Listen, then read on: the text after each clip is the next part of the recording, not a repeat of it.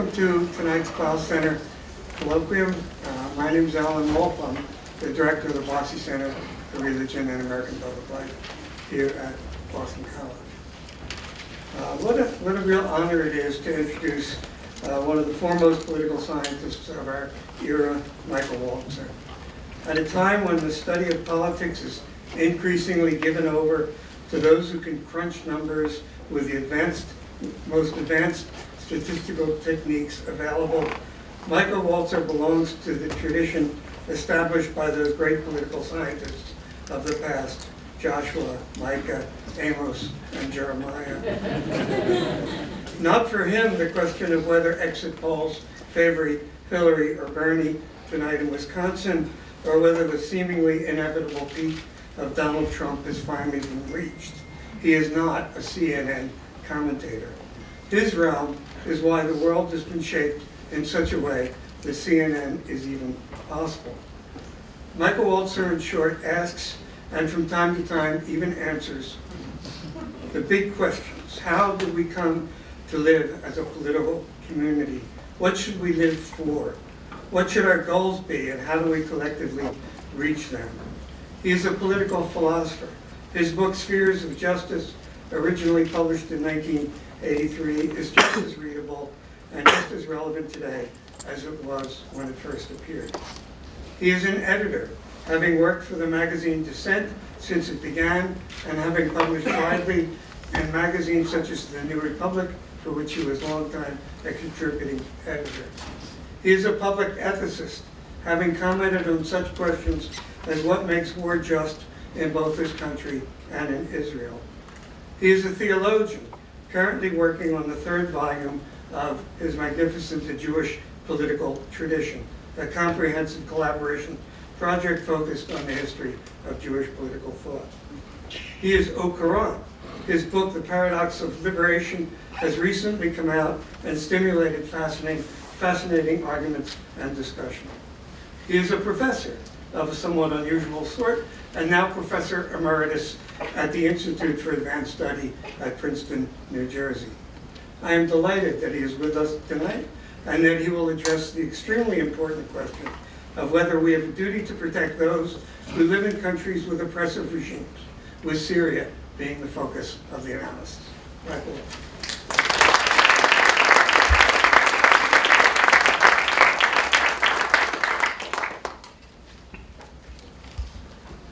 Thank you, Alan.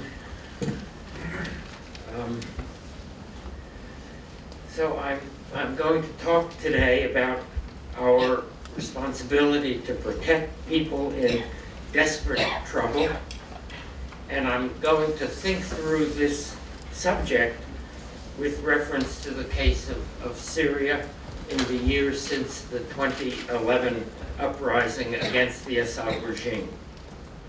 This is a hard case, and I know the legal maxim that hard cases make bad law, but I don't think that the maxim applies to political theory.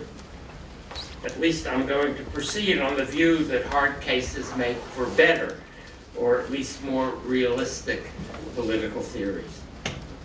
Now, my own sense of Syria's hardness is well earned, since I made very different, even contradictory arguments about Syria on the Dissent website at different times. I didn't make contradictory arguments at the same time, but Syria. So I'm going to start today by reading from those blogs. I've edited and shortened them and added commentary along the way. Each of them seemed to me right at the time, and none of them seems obviously right today.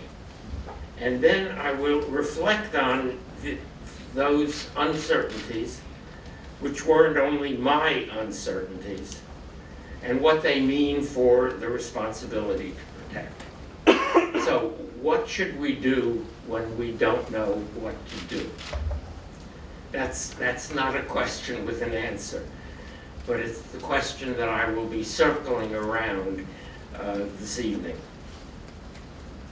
So first, this is what I wrote on the 9th of March, 2012, when the issue was still primarily regime change, but the extreme brutality of the regime was beginning to produce calls for humanitarian intervention, that is, for military action to protect the civilian population. So it's painful to watch the Assad regime's brutal repression of the Syrian opposition, especially painful since it looks increasingly likely that the repression will succeed. The radically divided rebel forces are not capable of overthrowing the regime, and so the demand for some form of military intervention to curb the brutality makes a lot of sense. But I haven't heard any proposals for intervention that sound serious. I don't think that regime change is a legitimate aim of military intervention, but this is a case, and there are others, where even a purely humanitarian intervention would involve regime change, since it is the regime's brutality that is at issue. So the intervention would have to meet three critical requirements. And I'm going to come back to these three later on. They seem to me to be the crucial requirements of any intervention against a murderous government. First, the intervening forces need to pick one of the factions of the Syrian opposition and make sure that it emerges victorious, that it succeeds not only in overthrowing the Assad regime, but also in defeating or incorporating the other opposition groups. At the time of the Libyan intervention, we assumed that there was a single united opposition. This turned out to be wrong, and the result is a country radically divided among rival militias. An outcome of this sort in Syria would probably be much bloodier than Libya is today, that is, in 2012. Second, the intervenors would have to make sure that if and when the Syrian army collapses, its arsenal of weapons is effectively controlled. The opposition forces and their foreign supporters would need to move quickly to establish a monopoly on the use of force. Again, we can learn from the Libyan experience, where the fall of the government was followed by a wide dispersal of its arsenal to the rival militias and then to neighboring countries. Syria has a larger arsenal and far more dangerous weapons. Third, the intervenors would need to guarantee the physical safety of all the minorities who would be at risk in what is likely to be a Sunni-dominated Syria. Christians, Alawites, Druze, and probably the Kurds also. Consider the fate of black African guest workers after the fall of Gaddafi. Do not let that happen again. I can't see any of these requirements being met without an intervention that puts foreign boots on the ground, as the saying was in those days. And at this moment, everybody wants a quick fix, weapons in the hands of the opposition, but which opposition? And airstrikes against Syrian military bases. One American general worried that this might lead to civil war. The advocates of intervention responded rightly that there already is a civil war, but maybe they're both wrong. A civil war usually is a war with two sides, like our civil war. What may already have begun in Syria in 2012 is something more like what Thomas Hobbes called a war of all against all. Hobbes believed that anarchy is worse than tyranny. I don't think that this argument is true all the time and everywhere. It may or may not be true in Syria. But we do have to worry that it might be true when we argue about the kind of commitment that a successful intervention would require. There are many reasons to long for the fall of Assad, and he adds to them every day. But these reasons haven't yet led any political leader to acknowledge what humanitarian intervention would require, or to demand that particular countries do what is necessary. For myself, I believe that the list of intervenors would have to include Arab countries, Turkey this time also, but that seems as unlikely now as it was in Libya a year ago. So I concluded in 2012, I am skeptical about the value of a half-assed intervention. More than a year later, on 14 May 2013, I rejoined the argument at a time when negotiations were pending and the humanitarian issue was far more urgent. Many people have been criticizing President Obama for dithering over what to do in Syria. Not me. Dithering seems an entirely rational response to what's going on there. The difficulty is that we don't really know which among the likely possibilities would be the least awful. Of course, everybody would be happy to see the victory of Syrians who have been studying John Stuart Mill or who take their cue from Swedish social democracy. But nothing like that lies anywhere on the horizon. The possible outcomes are few and unappealing. The first is a victory for the Assad regime, which would bring with it a brutal repression. The second is a rebel victory of the sort that we saw in Libya, with militias and warlords, some of them jihadi militants, ruling different parts of the country. The army's arsenal dispersed among them and among insurgents and terrorists outside the country, and the defeated groups, Alawites, Druze, Christians, maybe the Kurds, radically at risk. The third possible outcome is a division of the country into a Sunni state centered in Damascus and extending to the north and east, an Alawite state along the coast, and an autonomous Kurdish region in the far north. Who would rule in the first of these? Who would protect minorities in the first two of these? And who would deal with the destabilizing effects of the three of them together on politics in Lebanon, Turkey, and Iraq? Right now, no one can provide even remotely plausible answers to these questions. All in all, dithering makes a lot of sense. Some of Obama's critics think we could pick one of the militias and make sure that it goes on to win the war, which was only the first of the requirements that I had stipulated a year earlier.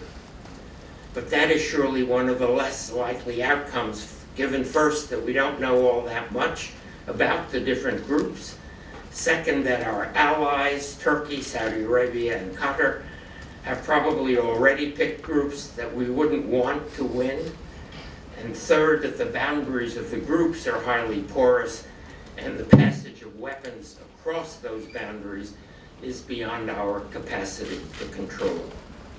It's worth remembering that in an Iraqi election some years ago, actually now 10 years ago, while the United States was actually occupying the country and organizing the election, our candidate for prime minister came in third. We're not very good at picking winners, even when we're right there with 100,000 soldiers. How would we do operating from the sidelines with a few CIA agents sending back reports on the political and religious views of this or that rebel leader, based, I suppose, on extensive interviews? There are humanitarian measures that ought to be taken on a far larger scale than anything seen so far to care for the growing refugee population, but they seem obvious, politically easy to support, though not easy to carry out. Is there anything to do to end the war? Daniel Kurtzer, the former U.S. ambassador to Egypt and Israel, recently posted a piece on the New York Times website calling for more serious and sustained negotiations with Russia and then with other countries also. The aim would be to find people on the two sides, assuming now there are two sides of the civil war, who might come together to form a transitional government that would be acceptable to both, though only if both were under strong external pressure. Since officers from the old Syrian army are now fighting, some for the regime and some for the rebels, they are the most likely candidates for a transitional government. Presumably, there are professional soldiers committed to civilian rule who could act in good faith, in better faith than any of the religiously faithful, as a temporary junta. And then they could play a part in choosing their civilian successors. The goal should not be free elections. Elections only work, democracy only works if there are political parties ready to share power with other parties or to rotate in office with them. Nothing like that exists in Syria today, where all the militants would rather die than rotate. The first civilian government should be chosen through negotiations, not elections. What is necessary is a non-sectarian government that can provide physical security and basic services for all Syrians and maintain a monopoly on the use of force. There's nothing that the United States alone can do to bring about a settlement of this kind. It would have to be the work of the US, the Russians, and the Europeans, each of whom would act, obviously, in their own interests. It would also be helpful to bring in the countries that have most at stake in the Syrian civil war after the Syrians: Iran, Lebanon, and Israel. These three are already engaged, Israel in a very limited way from the air, Iran's Revolutionary Guard, and Lebanon's Hezbollah massively on the ground. Excluding them from the discussions would be foolish. Obama's dithering and everybody else's has allowed the war to be fought to a point that must be close to mutual exhaustion. I was obviously wrong about that. Kurtz's argument for engagement with the Russians before they were fully engaged looks very smart today. So, I continued then, now may be a good time to come up with a proposal that would suit the various external powers and end the suffering of the Syrian people. Please note, this isn't a leftist proposal. It bows to imperial interests, and it does not hand power to the Syrian people. It is, as we used to say, reformist. Peace comes first, stability, law and order, saving lives, allowing people to go home comes before anything. Democracy lies far down the road. Half a year later, on the 30th of October 2013, I asked, were we wrong about Syria? The we referred to myself and most of my friends and neighbors on the American left who had opposed the various ideas being floated for an American intervention. According to a recent article in the New York Times, 23 October 2013, more than 2 million Syrians have fled or been forced out of the country, and more than twice that number have been displaced from their homes inside the country.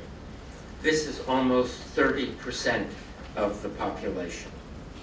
As winter approaches, all these people are in desperate trouble, and they will soon be joined by many more. The United Nations High Commissioner for Refugees predicts that something close to 45% of the population will need help by the end of this year, 2013, and things got worse in 2014 and 15. Many of us who opposed an American intervention in Syria argued from the example of Iraq. I argued from the example of Libya. The US invasion led to a disaster in Iraq. Millions of people displaced outside the country and inside also. The most common argument from the left was simply that the United States must not do anything like that again. Well, the United States didn't. and yet disaster has struck Syria on an even greater scale. The UN High Commissioner says that 1.4 million Iraqis are refugees outside the country, and 1.3 million are displaced inside. Syria is worse in absolute numbers, and since the population is smaller, it is far worse proportionally. 1 out of every 10 Iraqis are displaced. The numbers have been static for some years. They were higher around 2006, and they were obviously up again because of ISIS in 2015, but I don't think that they ever reached the Syrian numbers. 3 out of every 10 Syrians are displaced as things stand right now in 2013. America is not the cause of the Syrian disaster. The US mostly stayed out, but that didn't help the Syrians. I think it is now morally necessary to ask, what if we hadn't stayed out? Might we have avoided or mitigated the disaster? This was the argument of liberal interventionists and neoconservatives also at the beginning of the Civil War and still today. We should have provided political and military response for the first generation of rebels, the good guys who described themselves as secular Democrats. We should have done this before jihadi militants flocked into the country and before Russia, Iran, and Hezbollah were fully engaged. We should have aimed at a rapid transition to a non-sectarian state where the Sunni majority would come into its own, but religious minorities would not feel threatened. I was among those who thought this a doubtful prospect, and I'm still skeptical. Even had the good guys come to power, it doesn't seem likely that they could hold power.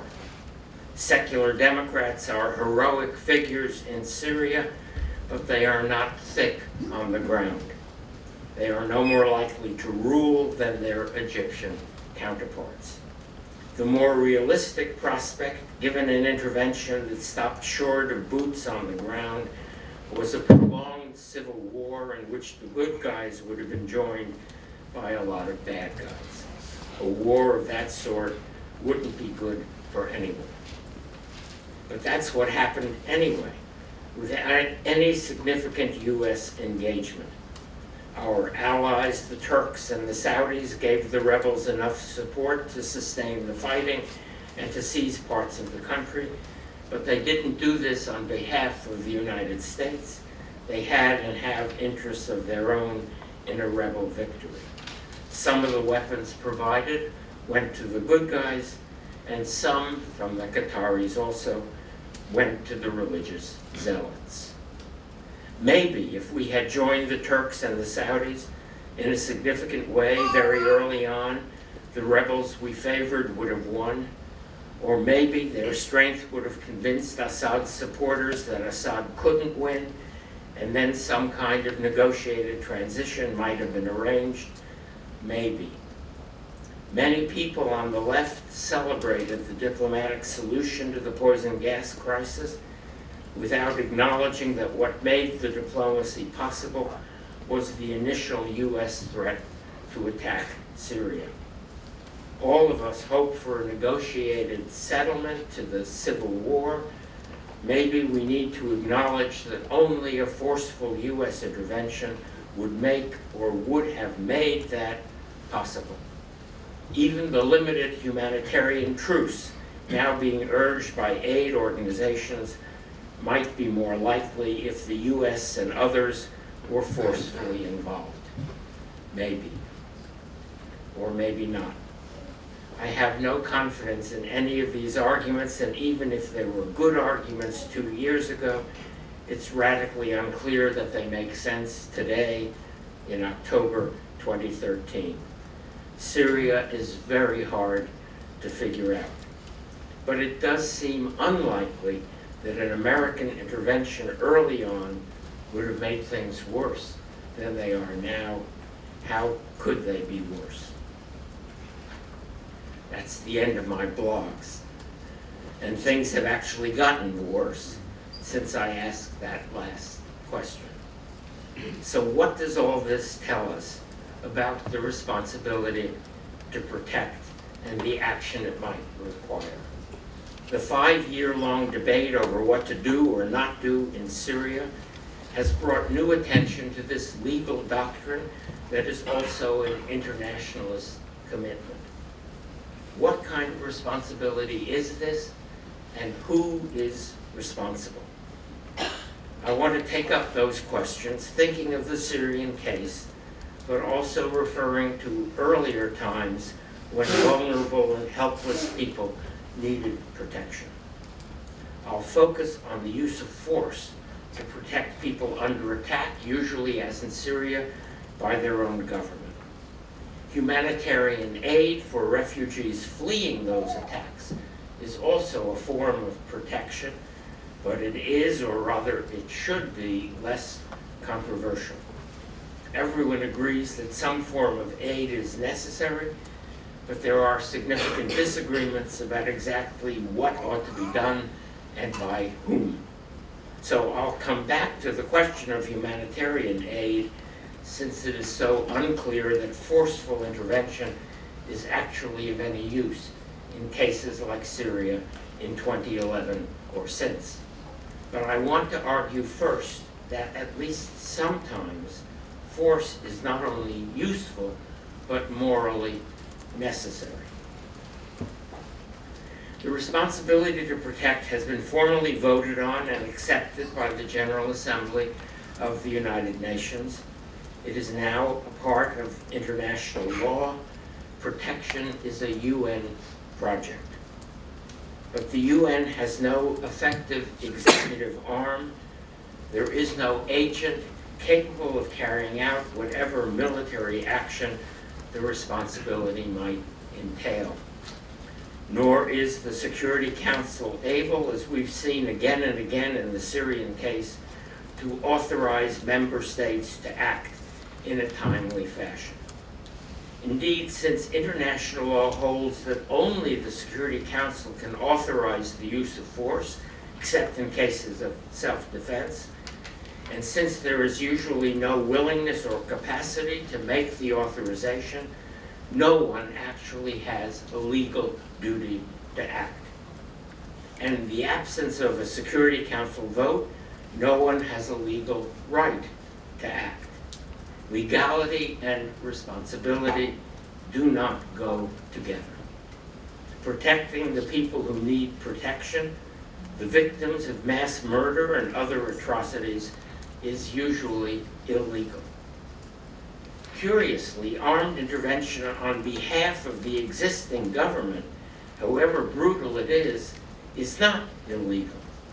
The engagement of Russian and Iranian forces in support of the Assad regime, since the Assad regime is a member of the United Nations, does not violate international law. The engagement of Arab or Turkish or US or NATO forces in support of the rebels without UN approval would constitute a violation. So the responsibility to protect remains what it was before the UN took it on.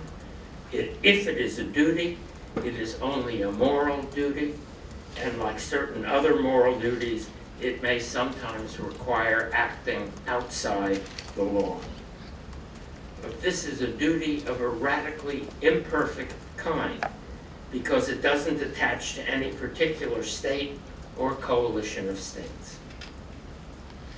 Writing about humanitarian intervention in places like Rwanda years ago, I defended the maxim, whoever can, should. But there's no way of enforcing this maxim. All we can do is yell at those who can, but don't.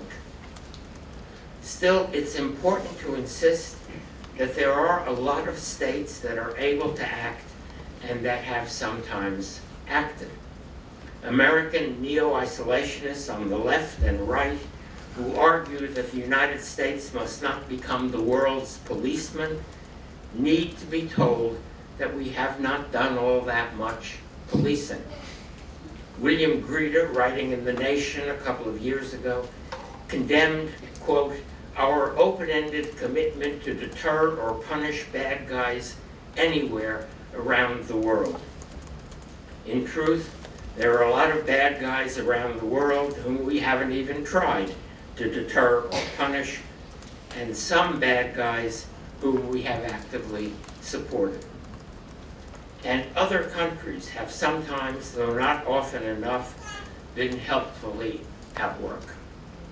The responsibility to protect, even when it requires military force, doesn't require the overwhelming military force of the United States. Recall that it was the Vietnamese who shut down the killing fields of the Khmer Rouge in Cambodia.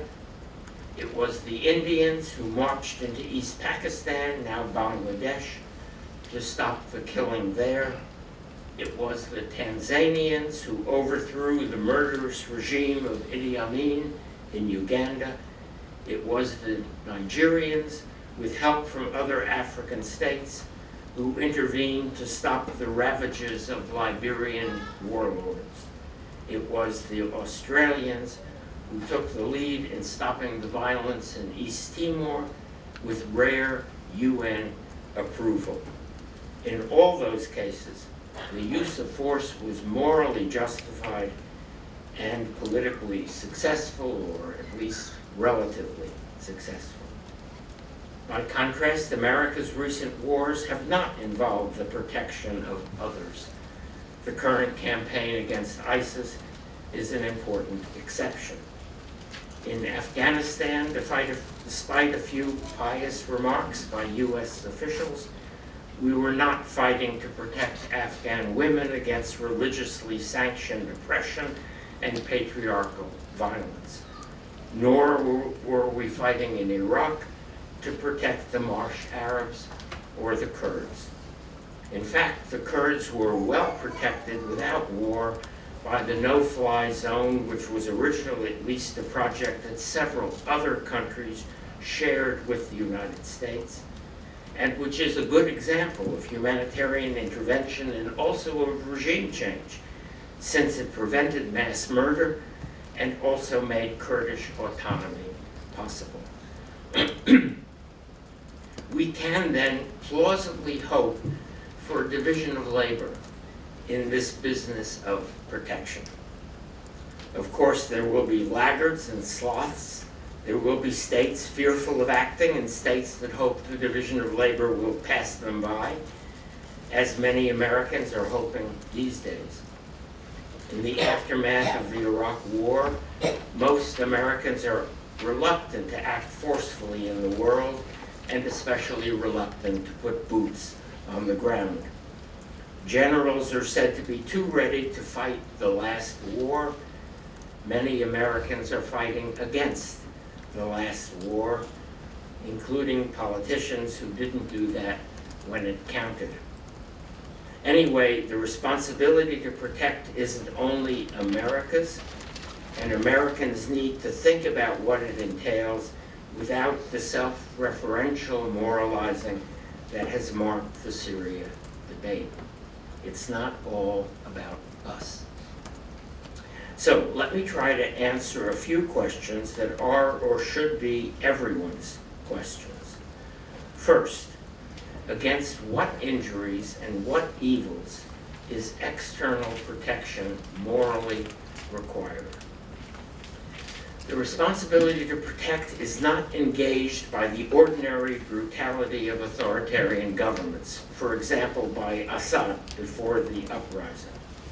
What is necessary in such cases is local opposition, political struggles that can legitimately be encouraged from the outside by state and non-state actors, but cannot legitimately be supported by an army marching across the border.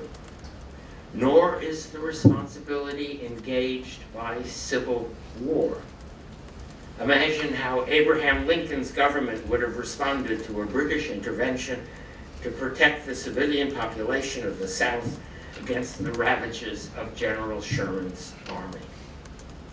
Civil wars are commonly brutal, and there is much that should be done from the outside, politically and diplomatically, to restrain them or stop them, but military intervention is not a good idea. And that was the argument that led many Americans to oppose intervention in Syria. But if we imagine the Syrian case as a struggle for liberation against a brutal tyrant, it might look different. Then the relevant example from American and British history would be the intervention of the French fleet in the Revolutionary War against the tyranny of George III. I don't know how the British feel about that, but I think it was a just intervention. It was not, however, a humanitarian intervention. It was not an early enactment of the responsibility to protect. Syria today cannot be described in a singular way. There is a civil war. There is a struggle against tyranny. There is a war of all against all, with horrifying consequences for the civilian population, and there is a religious crusade. Any intervention would have to deal with all of these, which is why it can't be aimed only at ending the brutality by overthrowing the tyrant. It would also have to end the civil war and defeat the religious crusaders. Hence, the three requirements that I stipulated early on are now absolute requirements: to pick a winner and enable a clear-cut victory, to seize the arsenal, and to protect all the losers. At various times in the past 5 years, I believe that a large-scale intervention that met those three requirements would have been justified if it had been possible. But it wasn't possible. No one capable of meeting those requirements was ready to make the necessary commitment. And looking back from where we are today, it isn't clear that any engagement of foreign forces, however large, would have been sufficient to meet the three requirements, though it probably could have reduced the rate of death and displacement. Lesser engagements wouldn't have helped and might have made things worse, but how could they be worse? The responsibility to protect arises whenever there is mass murder, ethnic cleansing, mass rape, or state-sponsored terror. Looking at Syria and beyond, I think that the use of chemical weapons against civilians, or of any weapons of mass destruction, obviously belongs on the list, and that's the end of the list. But it's not the end of the responsibility story. There are other questions that we still have to answer. Responsibility has its requirements, its conditions, and its limits. So, second question, when is protective action required? The standard just law criterion of last resort doesn't mean much more than this: as soon as the killing or the terror begins, the effort to stop it must also begin. By diplomacy, if that is possible, by force, if that is necessary, and again, if that is possible. Of course, there are always other things to do, another diplomatic note, another UN resolution, but there can't be a moral duty to wait. The duty is to act. It's important to note that sometimes threatening and preparing to use force can make its actual use unnecessary. Threatening but not preparing, threatening but not acting, is a formula for failure. Third question, who are the responsible agents? Whoever can, should, is still the relevant maxim. Local responses from near neighbors are probably best, as in the Vietnamese, Indian, Tanzanian, Nigerian, and Australian interventions that I listed a moment ago. Turkish soldiers and soldiers from Arab states would have done best in the Syrian case, assuming that they didn't support the religious zealots, which is what they might have done.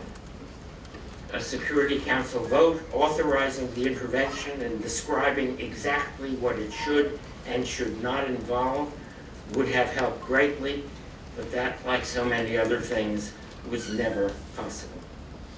Sometimes the most suitable responder is the old imperial power, which may well bear some responsibility for the violence and the victims, as in Rwanda, where no one responded. What is definitely not necessary in any of these cases is a pure moral will, what just war theorists call a right intention. In politics, motives are always mixed. There's no such thing as a pure moral will or a singularly right intention. The Cambodians were lucky to take a relatively uncontroversial example that the Vietnamese had strategic reasons for overthrowing the Khmer Rouge, stopping the killing, and installing a friendly government next door. And it doesn't matter if the state that stops the killing was once responsible in the near or distant past for killing elsewhere, as the Vietnamese certainly were. Fourth question, what are the limits on this responsibility? Two criteria of just war theory are critically important when the use of force is being considered. First, there has to be a high probability of success. That's why it was worth opposing what I call the half-assed intervention in Syria, which seemed certain to fail. But it was also a reason to dither over a full-scale intervention, since its prospects were also dim. The first of my three requirements is crucial here. If the interveners are to pick a winner, there has to be a potential winner capable of sustaining the victory. The case of the Kurdish no-fly zone suggests what is necessary. There was a government in waiting in Kurdistan, fully ready to replace the Saddam regime. Whether the good guys in Syria were ever in a similar position is an open, difficult question.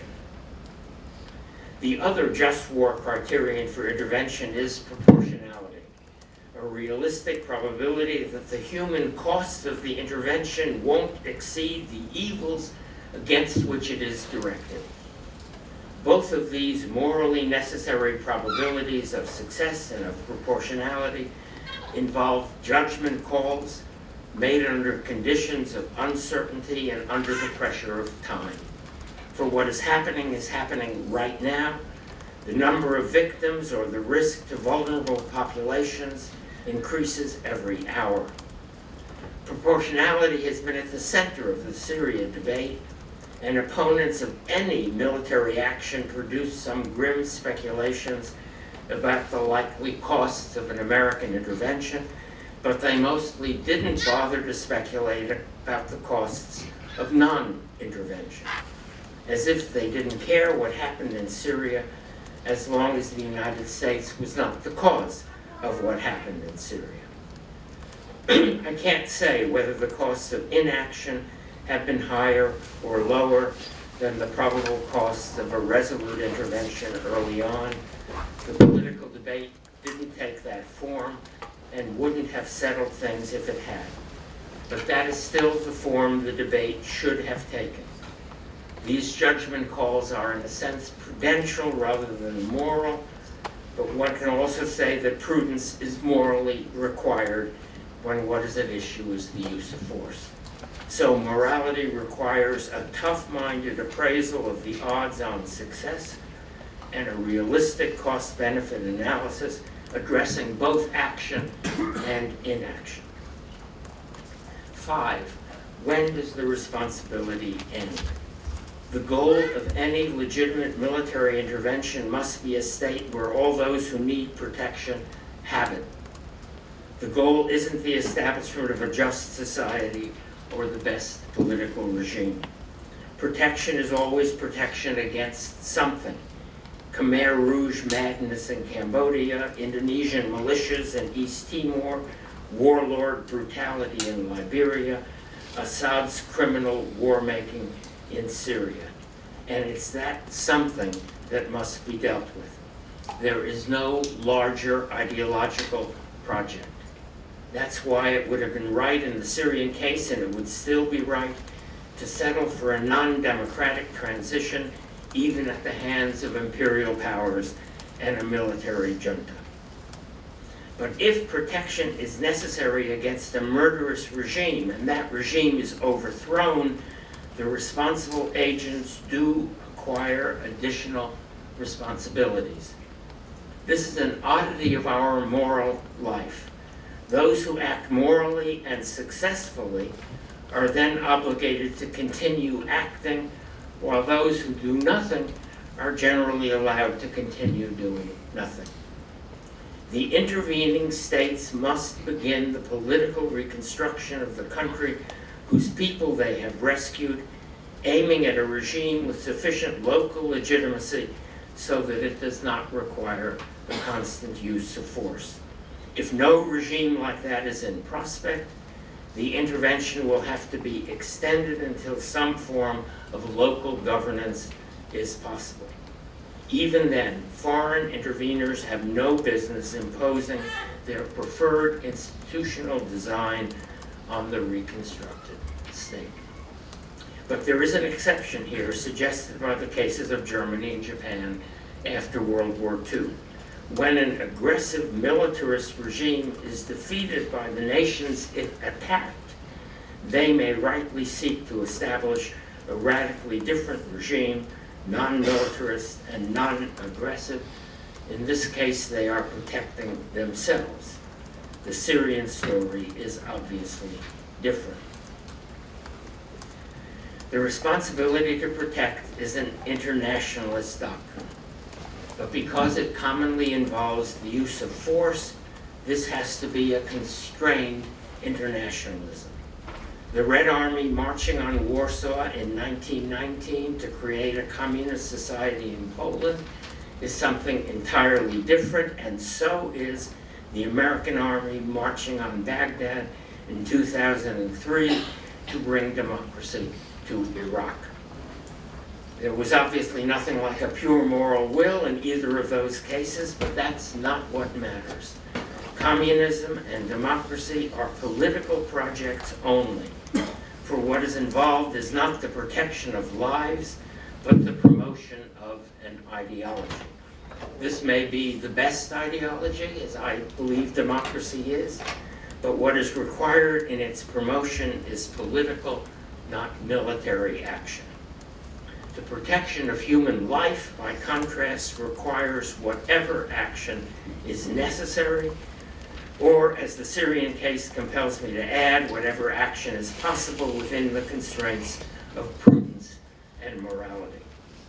Sometimes it may be the case that no action is possible within those constraints, except for action of a sort that I've only mentioned, not discussed, relief after atrocity. I mean relief that matches the desperate human need produced by atrocity. If the perpetrators of atrocity cannot be replaced, then their victims have to be given the help they need. This may involve more limited uses of force, as in the call for the creation of a safe zone in northern Syria, or it may require the transfer of resources to governments and NGOs actively involved in helping refugees wherever they are, as today in Jordan, Lebanon, and Turkey, or it may require the admission of refugees to countries rich enough to care for them, like this country. The responsibility to protect encompasses all of these, but we should also always remember that the best protection for any group of vulnerable and endangered people is a livable homeland and a decent state. So long as it is possible to protect people where they live, that is what we should aim for. That is our first responsibility.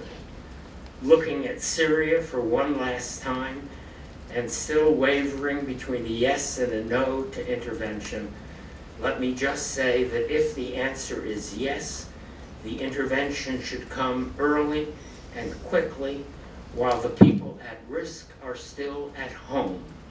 And that is something to remember for next time. Thank you.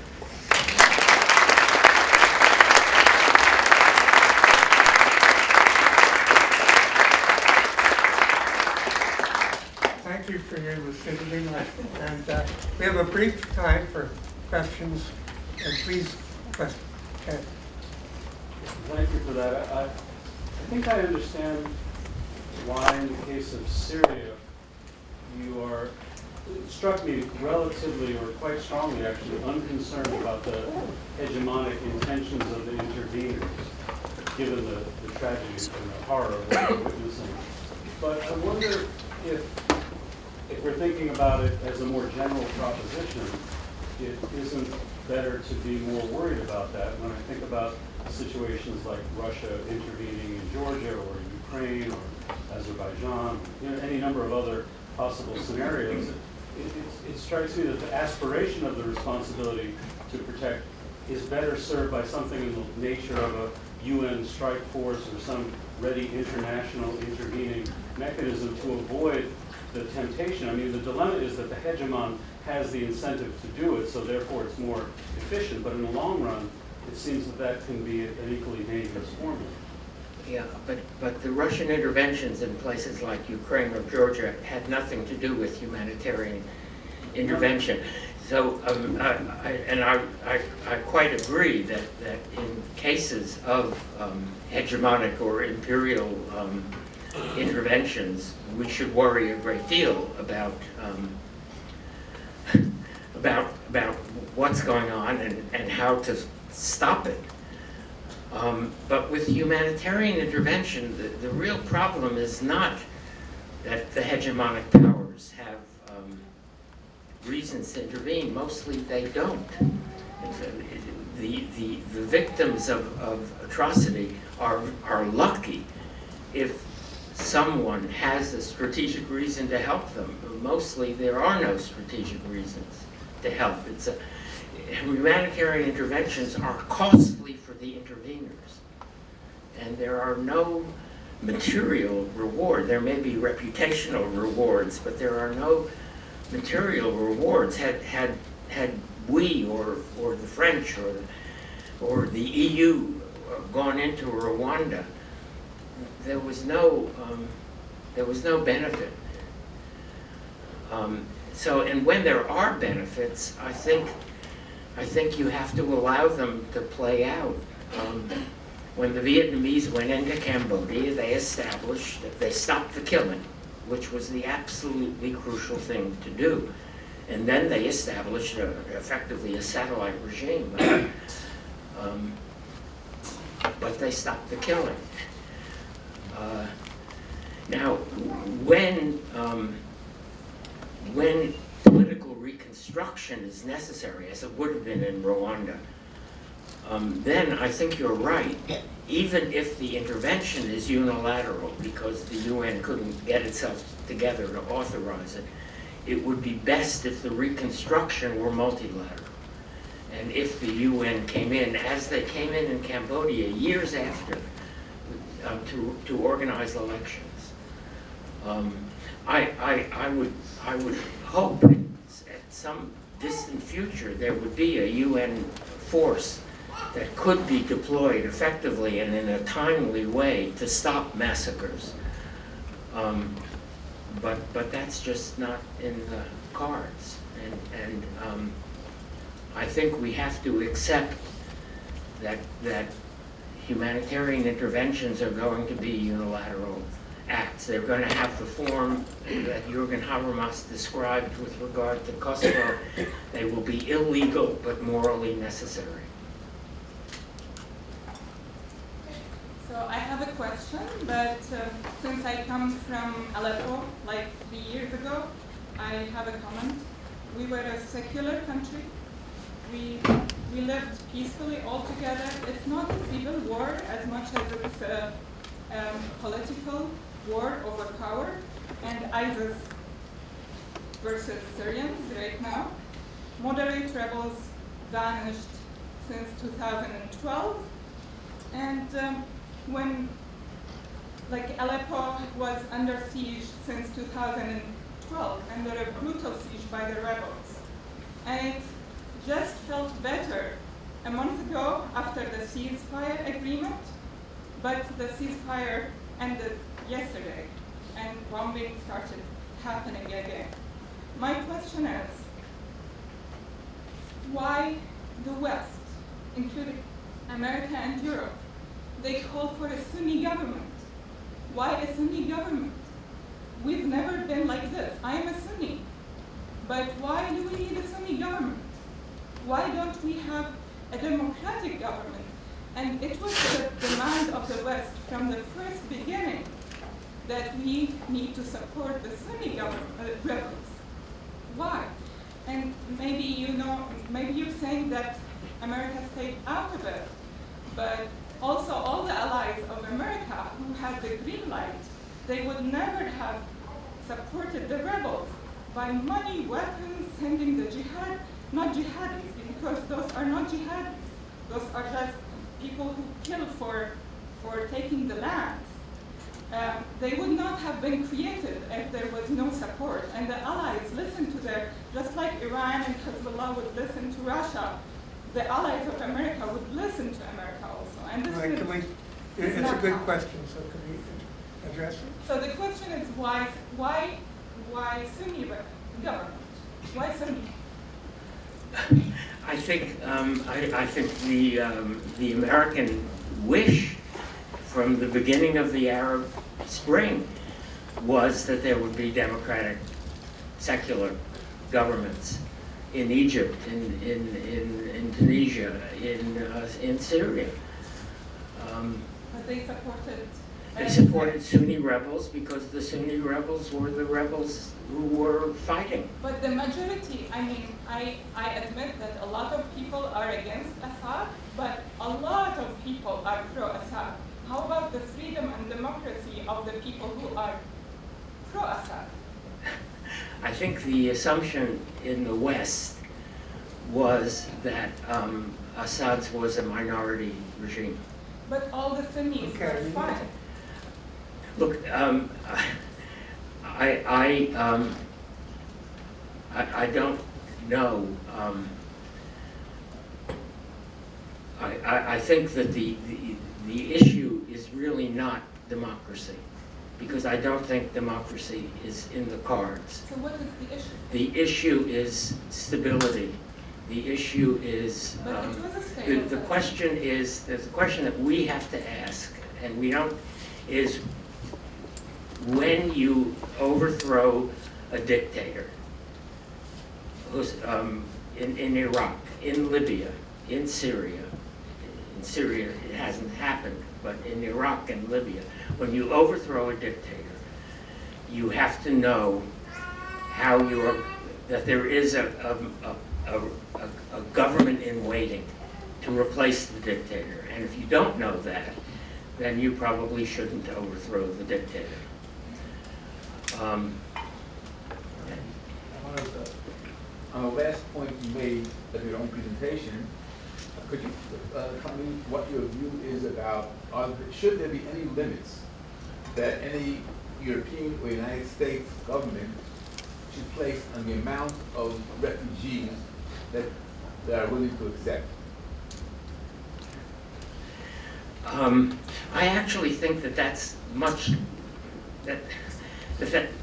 the need to answer that question has not yet arisen. The number of refugees coming into Europe now is not unusual. There were more refugees from the Yugoslav collapse than up till now from Syria, and Europe took them in. I don't think the numbers are yet a problem. If there were a way of distributing the burden, which there obviously isn't, I mean, this is the great failure of the EU. If there were a way of distributing the burden it would not be a significant burden for any of the European countries. Your mentioning of Libya brings up for me the fact that there are a number of authors who've been writing about how Libya and Syria have discredited this doctrine of the responsibility to protect, and therefore it's a crazy internationalist idea, and we now see that it's impossible, it doesn't work. You clearly are not sharing that perspective. It seems to me that you're talking about, with the criterion of responsibility, of reasonable hope of success within a framework of proportionality, sets some limits very clearly to when action of a military sort to protect people can be legitimate. But in these exceedingly complex cases, like Syria, and to some degree Libya, although I think we could have done a lot more in Libya after the intervention to make sure that it didn't become as chaotic as it did. How would you respond to those critics who want to say that the mess in Syria, or the dithering that's somehow necessary in Syria, discredits this doctrine or this approach? And is there a way in which you can keep this strong commitment to, it's basically a human rights doctrine, to protect the fundamental human rights of these innocent victims, to keep this alive in the public disputes and debates in our society today? Because I fear that we're losing ground on the commitment to these concerns that you have so strongly defended here within the framework of your limits that you set on.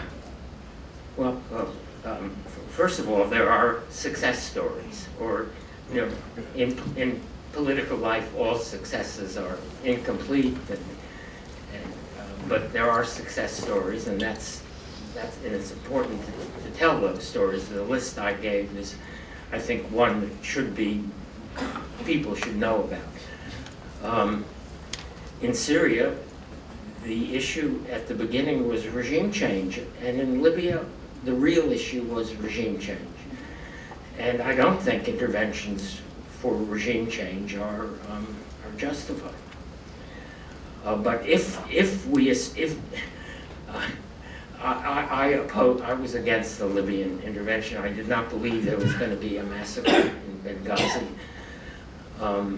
That was the Gaddafi's army had marched across eastward along the coast and had occupied one town after another, and there had not been any massacres. And there would have been a repression, a brutal repression of political enemies. I don't think there would have been a massacre. But if you believe there is going to be a massacre, and if you go in, then you have to go in force. You have to go in a way that, as I said, you have to pick a winner, and we didn't do that. There were many different rebel groups. You have to seize the arsenal. The distribution of Libyan weapons in Mali and in the Sinai has been terrible, and you have to protect the people who will be at risk. And in this case, it was the black guest workers who were called mercenaries, which they weren't, and were killed or imprisoned and tortured. You have to do those three things, and that means you have to put troops in. They don't have to be American troops. There are other countries with armies, but you have to make that commitment. Or if you don't make that commitment, it's better to stay out. Libya would be better had Gaddafi won than it is now, but it could have been better than it is than under Gaddafi had there been a serious commitment to make it better. I'm going to recognize two people. Can you both pose your questions, and then Professor Walzer can respond? And then I'm afraid we're going to run out of topic. But you and the gentleman back there. Thank you so much for coming this evening. I was hoping I could ask you about the prospect of proportionality. And you mentioned that it's necessary to create a cost-benefit analysis before engaging in intervention. I was wondering if you could elaborate on what elements you would consider for a cost-benefit analysis in the case of Syria, and how you would apply that right now. Yes, thank you. My question is about all the examples you gave were made before the whole notion of right to protect. And since that notion came, nothing happened that should be quoted as an example. Then what does add at international law? What's the utility of that right to protect? What did it add? Yeah, my examples were all, in fact, you're right, all of my examples predated the General Assembly vote. I don't think at this moment at this moment the General Assembly vote doesn't mean anything.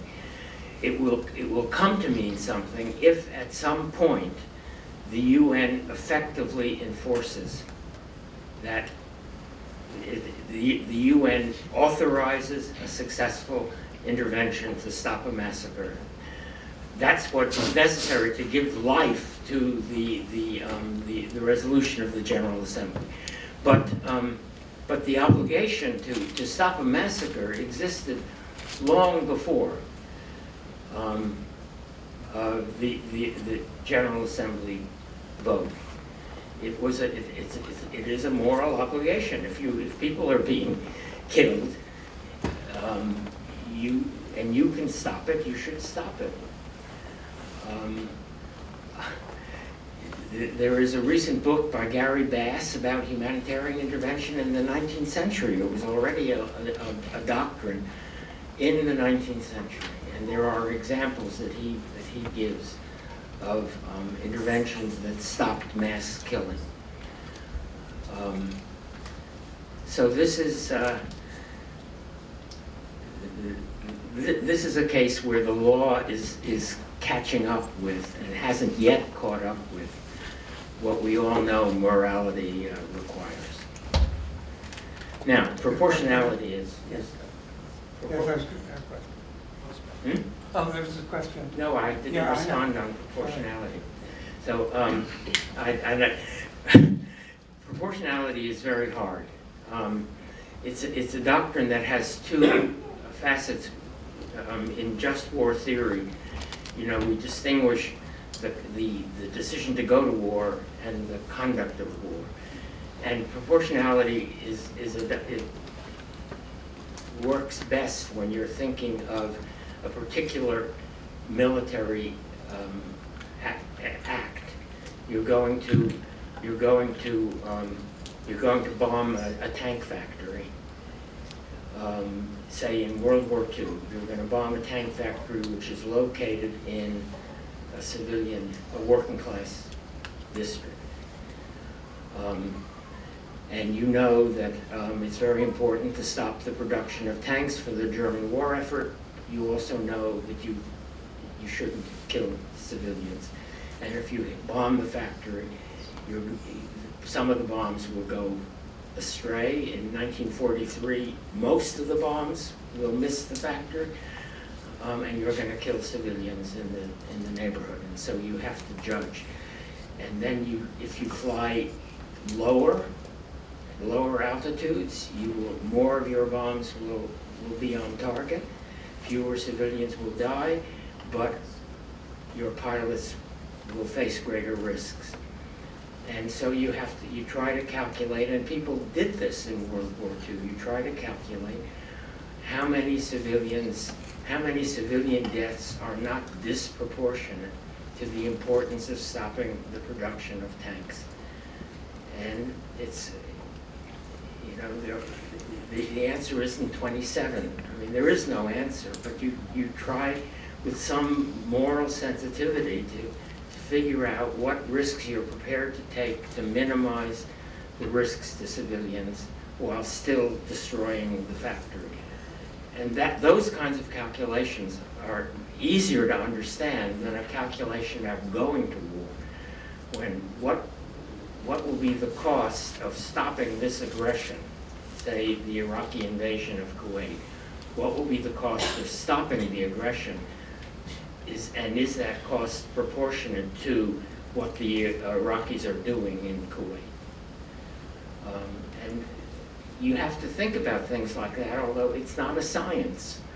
And what you want, I think, are soldiers and politicians who have worked through a series of cases. It's a kind of casuistry, who have worked through a series of cases and have some sensitivity to the things that have to be measured but that can't really be measured. And we want political leaders who have that capacity. Please join me in thanking